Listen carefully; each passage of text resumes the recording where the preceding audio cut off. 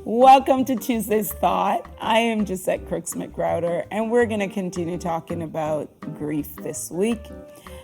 We will be specifically talking about the stages of grief.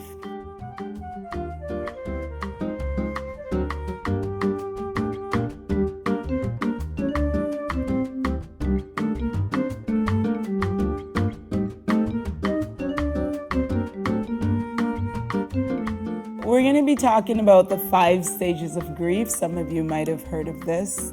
And these stages were developed by Elizabeth Kubler-Ross. And she originally developed these stages of grief for an individual who learned that they have a terminal illness. And then they would go through all these stages knowing that they are going to pass away soon. So that's the original purpose why these stages were developed, but they were soon adapted to when a person is grieving their loved one who's gone. So it turned into that, about thinking about general grief. The stages, they don't prescribe, but what they actually do is describe what the experience is, what the grieving experience is like. And it just describes the general process. So as I said last week, each person is unique in the way that they grieve, and there's no right or wrong way of grieving.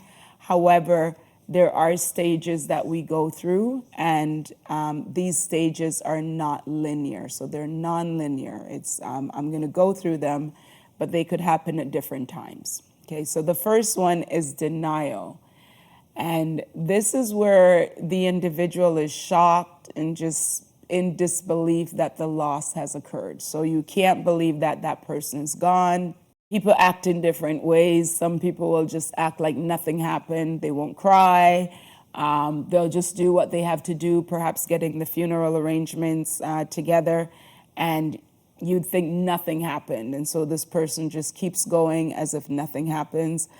Some people are afraid to accept that, to actually believe it. Because if they believe it, then it becomes real. And the individual will not want to, they don't want it to be real that the person's gone. So if I don't accept it, it's not real. And sometimes denial is easier if the person does not didn't live with their loved one, or if the loved one lived in a different city or country, because a person can tell him or herself that, you know what, so-and-so is just in whatever country that might be. So-and-so is in Florida, or, they're in Toronto or wherever. And some people keep that up because maybe that's where the person lives, so you're not seeing that the person is really gone. But it's more difficult to do that when you live with the person or when you visit the person really often. The next one is anger. The anger is the fact that someone that we love is no longer here. And there's nothing that we can do about it to change the fact that they're no longer here with us. And anger is a normal emotion. It's natural. There's nothing wrong with anger, but it's the behavior that follows anger that can be problematic. So we've all experienced anger, and anger can actually bring about good things, such as I'm angry that I did this negative thing, and so I am not going to do it anymore because I'm so angry that I did it. And you don't do that negative thing again, so it can be positive. We can be angry at death itself. Death is cruel, it is cold. We can be angry at death. Some people are angry with God.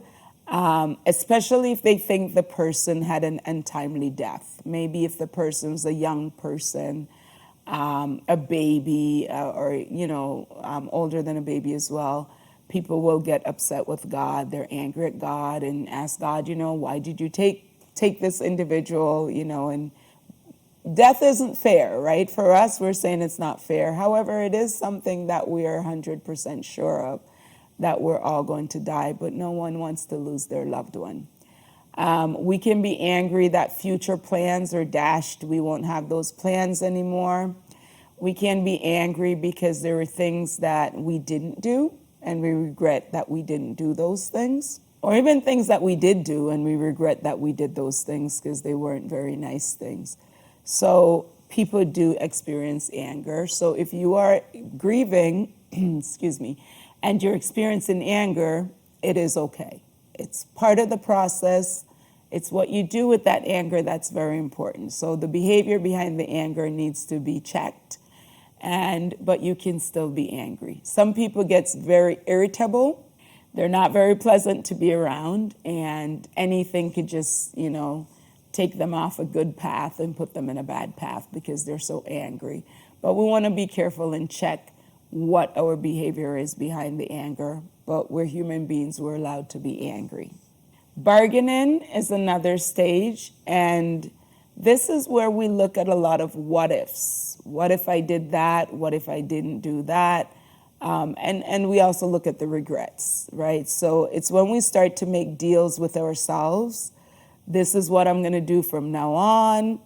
This is what I promised to do. We start making deals with ourselves, or we make deals with God. God, if, I'll do such and such and such if you will bring the loved one back. I will do such and such and such if you'll, maybe take this pain away. There's lots of different things we're bargaining for. At this stage, people tend to go over a lot of things that happen in the relationship. So they're asking, if I had done this would have happened?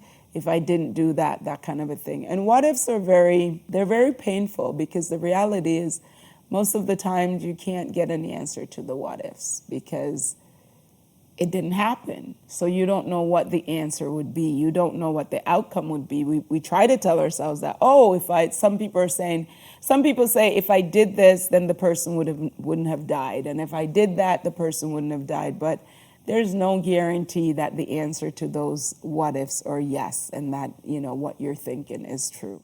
Then we go to depression, and this is the sadness from the loss. The person is grieving, very sad. It's painful, right? And this pain can be very intense, and it can come in waves. It can come in waves over months, over days, even over years, where you think you're doing good and then the pain just hits you. People might, feel like life no longer holds meaning, which is very scary. We might think that life will never be the same again, it will never be the same again in that person's gone. But some people think that they will never be happy again. They will never have a good time again. The rest of their life is just going to be miserable. I get asked that question a lot. Will I ever find happiness again? Will I ever be joyful again? And yes, you can be happy again. Yes, you can find joy and have peace again. And grief is a process, okay? So we have to go through some stuff to get there, and different people take different amount of time and have different experiences.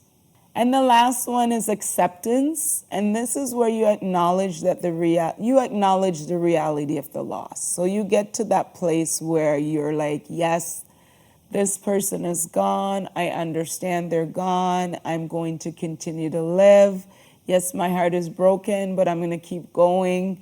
And I'm going to continue to live life. And I'm going to continue to love that person in my heart. And, maybe be kinder to other people based on what happened with that person. But most people gradually get over the pain to the part where they're back to living again. They get over to the death where they can move forward, right? Where they're keeping those memories alive in different ways, and based on your culture, the ways that you keep the memories alive might be different. But a lot of people continue living, find joy again, learn to laugh again, learn to be happy again, and, learn to be close to someone else again. So those are the 5 stages of grief. And once again, please keep in mind that they're not linear. And it's okay to feel those things. What I would say to you is, don't deny yourself. If you're sad, and it's okay. People might not like it, but it's okay. If you're sad, while this might sound horrible, but you need to embrace the pain. You need to embrace the hurt. You need to go through it. To try and escape it is not the way to heal from grief. You need to experience it. You need to cry. You need to be sad and all of those. And while some people it's quicker than others that they move forward, you are unique and you're entitled to grieving. So thank you very much for being here with me tonight, and I will see you next week. God bless.